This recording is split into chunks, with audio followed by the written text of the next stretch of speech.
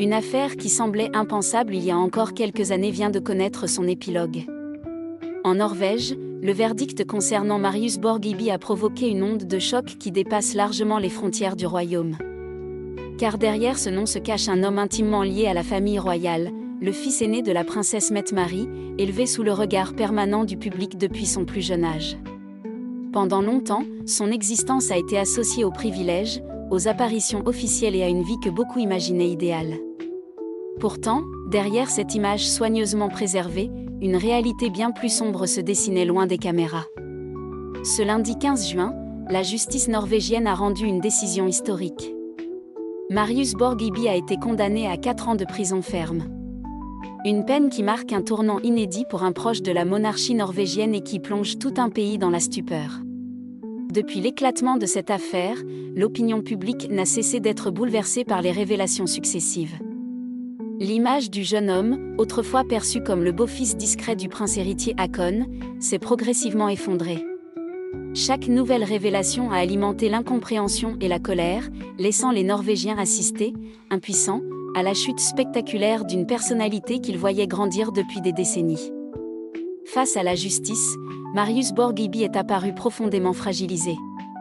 Selon plusieurs observateurs présents lors des audiences, il aurait affiché un état de grande détresse psychologique.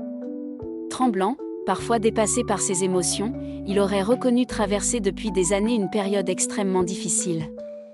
Il a évoqué ses addictions, ses troubles psychiques et cette impression d'avoir perdu le contrôle de sa propre existence. Il a également dénoncé le poids d'une médiatisation qu'il estime avoir subie depuis l'enfance, affirmant que cette exposition permanente avait fini par effacer son identité.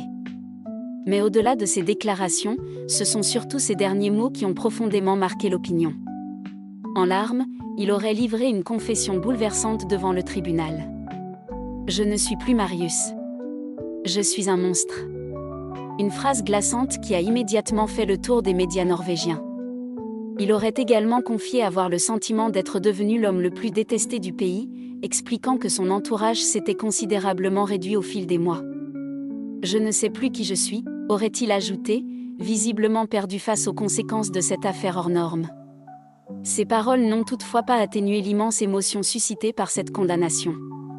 Car pour beaucoup, cette décision représente avant tout un message fort. Même les personnes les plus proches du pouvoir et des institutions les plus respectées ne sont pas au-dessus des lois. Cette affaire a profondément ébranlé la couronne norvégienne. Rarement la monarchie avait été confrontée à une crise d'une telle ampleur.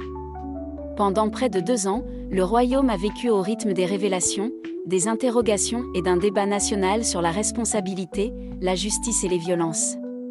Aujourd'hui, avec cette condamnation, une page semble se tourner. Mais les cicatrices laissées par cette affaire resteront longtemps gravées dans la mémoire collective. La chute de Marius Borghibi restera sans doute comme l'un des plus grands séismes qu'ait connu la famille royale de Norvège. Une histoire où se mêlent privilèges, dérives, souffrances et responsabilités. Et une question demeure désormais, comment la monarchie norvégienne parviendra-t-elle à se relever d'un scandale qui a bouleversé jusqu'à ses fondations ?